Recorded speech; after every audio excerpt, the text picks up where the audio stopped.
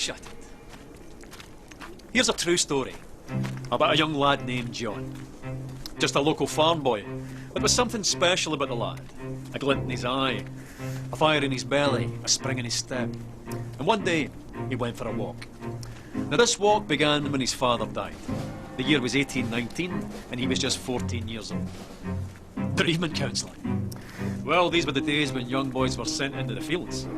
The mills, the mines, tough times. But young John was smart enough to be lucky. His father's farm, where he was born and raised, was sold, and the proceeds used to open a grocer's. Big responsibility for the wee lad. His own shop in Kilmarnock, with his name on the door, John Walker. Or Johnnie, as the world now knows him. Back then, all grocers stocked a range of local single malts, but they could be a wee bit inconsistent. For John, that wasn't good enough. He began blending different malts together as a way of offering his customers a consistent, unique product.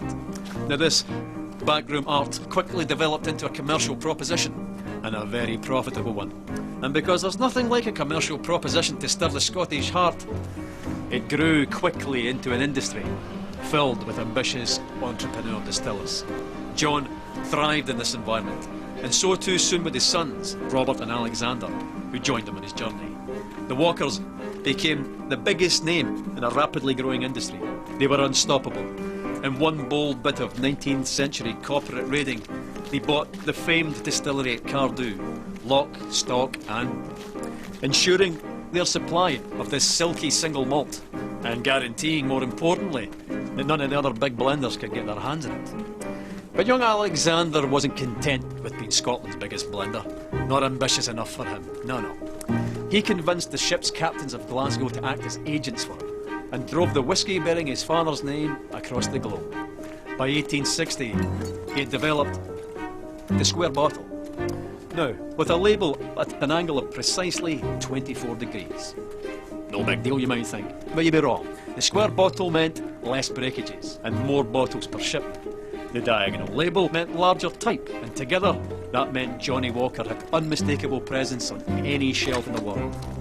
The bottle became an icon, and the rich liquid it contained sought after and consumed across the globe.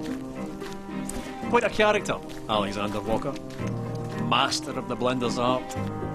Ambitious, uncompromising.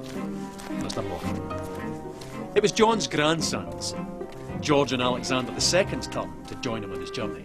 They led the brand into the 20th century. By 1909, they had developed the iconic red label and black label, and persuaded Tom Brown, the best young illustrator of the day, to sketch a striding man in a napkin during a business lunch. In the stroke of a pen, the Victorian grocer was transformed into an Edwardian dandy. By 1920, Johnnie's walk had taken him through 120 countries, and he continued walking through the brand's advertising over the next 50 years, into the fabric of global culture, deep into the dark hearts of several wars, to the pleasure palaces of the aristocracy, immortalised by screen legends, celebrated by filmmakers, singers, songwriters, novelists, shoulder to shoulder with the great sportsmen of the age, winning countless international awards for quality, and even being awarded the Royal Warrant by King George V. No going back after that. Not that going back would even have occurred to Johnnie or any of his family. By the end of the 20th century, the familiar red label and black label were joined by the green label, the gold label, and the grandest of them all, Johnnie Walker Blue Label. By the beginning of the 21st century, Johnnie Walker wasn't just the world's biggest whisky brand, but an international symbol of progress. The brand's keep walking mantra, adopted by pro-democracy protesters and parliamentary speechwriters. What would the farm-born Victorian grocer have thought of all of this? He'd have loved it. A Victorian farm-born grocer he might have been, but he and the family that followed him were possessed by a fiery ambition with the skill and intelligence to match. 200 years later, and Johnnie Walker's still walking, and he's not showing any signs of stopping.